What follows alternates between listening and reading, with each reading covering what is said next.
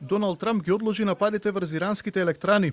Неколку часа пред да заврши рокот кој американскиот претседател му го даде на Техеран да го отвори Ормудскиот теснац, Трамп откри дека во позадина има преговори меѓу двете страни. Не сака да каже со кого разговараат. Очекува промена во државниот врв на Иран и предупреди дека ако преговорите се неуспешни, армијата ќе продолжи со нападите. Хамнеј е убиен, неговиот син е недостапен и никој не знае каде е. Не верувам дека тој е лидер на земјата, но тие имаат неколку лидери. Ние преговараме со група која мислиме дека добро ќе ја представува земјата и ќе завршат добра работа. Имаме точки за кои се согласуваме. Би рекол дека наречиси сите имаме ист став. Ќе видиме каде ќе не однесат преговорите. Од иранската влада негираат дека има преговори меѓу двете страни. Официјален Техеран тврди дека немало никакви контакти со тимот на Трамп, дури ни преку посредници.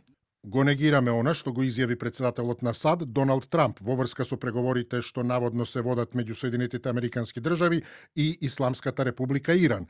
Остануваме на својот став и одбиваме каков било вид преговори се додека не се постигнат целите на Иран од војната. Нападот врз енергетската инфраструктура засега е одложен, а дали преговорите би можеле да доведат до крај на војната на Блискиот Исток, би можело да се знае до крајот на неделата. И покрај тоа што во изминативе денови тврдеше дека не ги прифаќа апелите за преговори, Трамп предпладнево откри дека имало разговори меѓу Вашингтон и Техеран.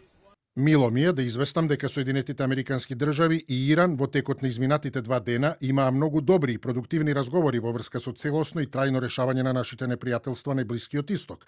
Врз основа на карактерот и тонот на овие детални, продлабочени и конструктивни разговори, кои ќе продолжат во текот на неделата, му наложив на Министерството за одбрана да ги одложи сите воени напади врз иранските електрани и енергетска инфраструктура за период од 5 дена, во зависност од успешноста на тековните средби и дискусии.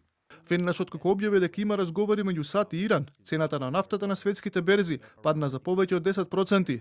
Предходно, шефот на Меѓународната агенција за енергија предупреди дека сегашната криза е на исто ниво како и двата нафтени шокови од 70-тите години од минатиот век и последиците од војната во Украина. Тврди дека најмалку 40 енергетски капацитети во регионот на Персискиот залив се сериозно или многу сериозно оштетени и дека дури и прекинот на конфликтот нема веднаш да го врати снабдувањето со енергија.